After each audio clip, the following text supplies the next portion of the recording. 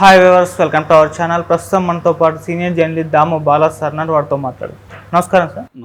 Sir, Chandrababu గారిని A1గా, లోకేష్ గారిని A2గా చేర్చుతూ EC ఆదేశాలతో సిఐడి వాళ్ళు ఒక కేసు నమోదు చేస్తారు సార్ వీళ్ళపైన.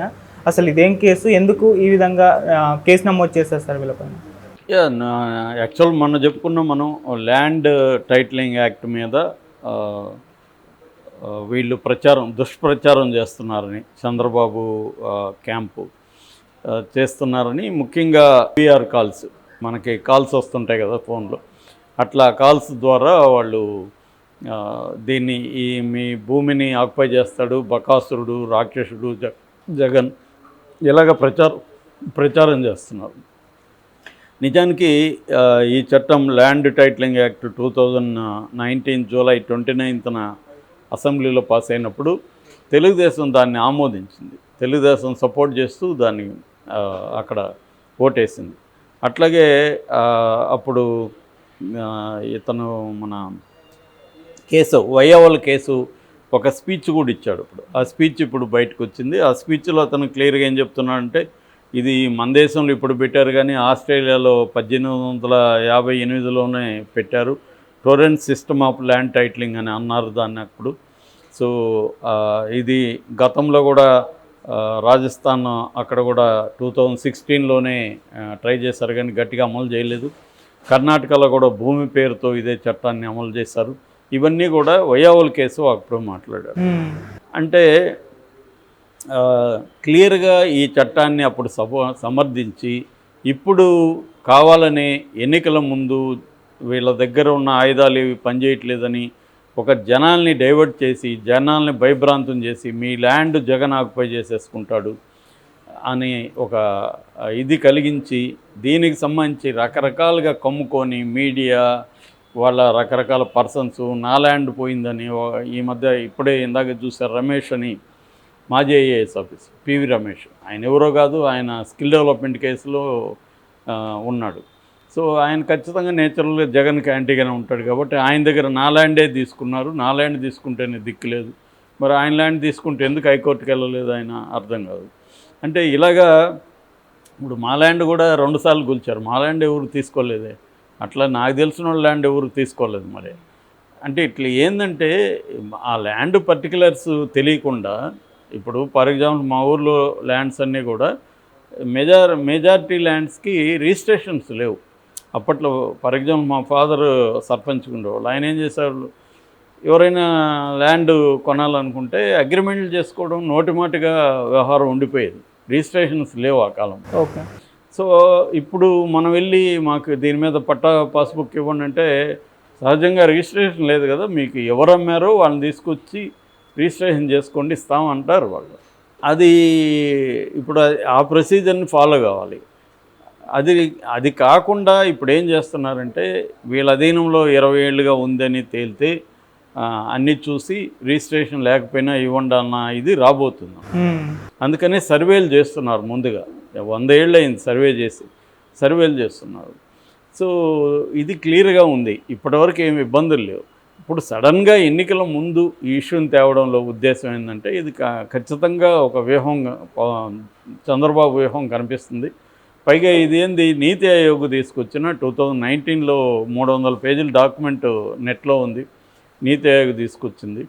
దాని అమలులో ఏమైనా ఇబ్బందులు తలెత్తచ్చు, ఇబ్బందుల్ని మాట్లాడడం ఓకే, కానీ మీ భూమి లాక్కుంటాడు జగన్ అంటే, ఒక ముఖ్యమంత్రి ప్రజల భూముల్ని ఎలా లాక్కుంటాడు? వ్యవస్థలు ఏమి లేవా ఇక్కడ? సెంట్రల్ గవర్నమెంట్ లేదా? కోర్టులు లేవా?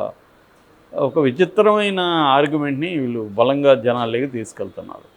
మరి జనం దీన్ని ఎంత మేరకు నమ్ముతారో తెలియదు. ఎందుకంటే వీళ్ళ కూటమికి సంబంధించి వేరే ఏవి కూడా పనిచేస్తున్నట్టు కనబడలేదు. అంటే మేనిఫెస్టో ఉంది, నిజానికి మేనిఫెస్టో వర్కౌట్ అవ్వాలి. ఇక్కడ వర్కౌట్ అయింది కదా, కర్ణాటకలో వర్కౌట్ అయింది, ఆంధ్రాలో ఎందుకు వర్కౌట్ అవ్వట్లేదు అంటే దాని పట్ల జనాలకి పెద్ద ఇంట్రెస్ట్ కనిపించట్లే. ఎందుకంటే చంద్రబాబు మొన్నటి వరకు జగన్ ఇచ్చిన పథకాల వల్ల అప్పులైపోయింది, రాష్ట్రం దివాలా తీసేసింది, శ్రీలంకలాగా రాష్ట్రం మునిగిపోబోతుందని అనౌన్స్ చేశారు, ప్రచారం చేశారు విపరీతంగా. అప్పుడే అన్నారు, ఒక దేశం మునగడం వేరు, ఒక రాష్ట్రం మునగడం. నేను కూడా అప్పుడు వీడియో చేశాను.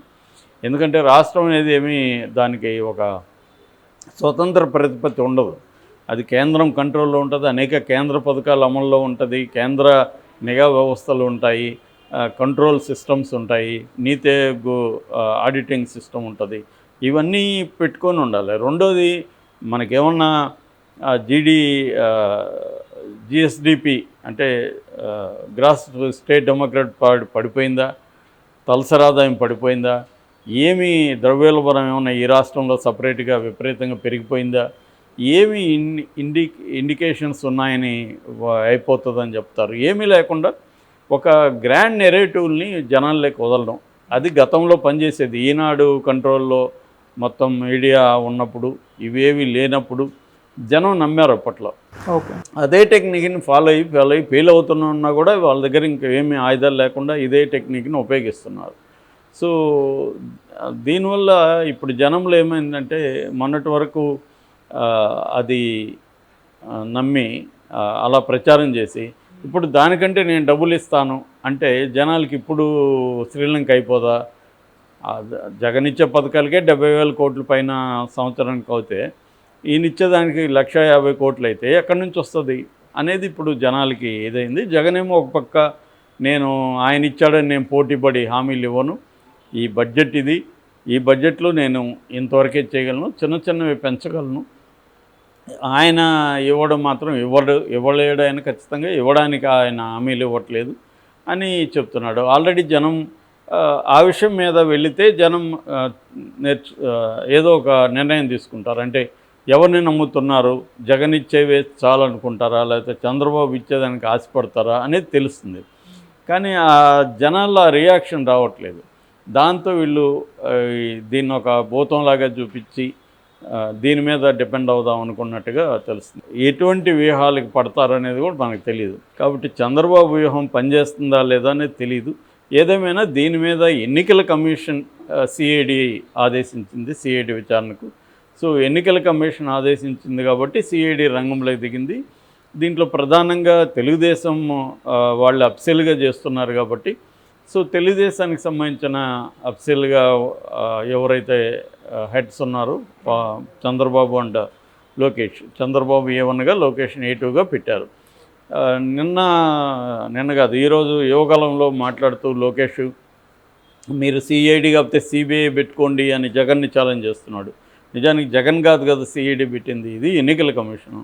ఎన్నికల కమిషన్ పెట్టినప్పుడు ఎన్నికల కమిషన్ బాధ్యత వస్తుంది తప్ప జగన్ ఎందుకు వహిస్తారు? జగన్ సిఐడి మీద దీని మీద పెట్టే పరిస్థితి ఏముంది? జగన్ వాళ్ళ మీద కూడా పెట్టారుగా, సజ్జల భార్గవరెడ్డి మీద కూడా సిఐడి పెట్టారు.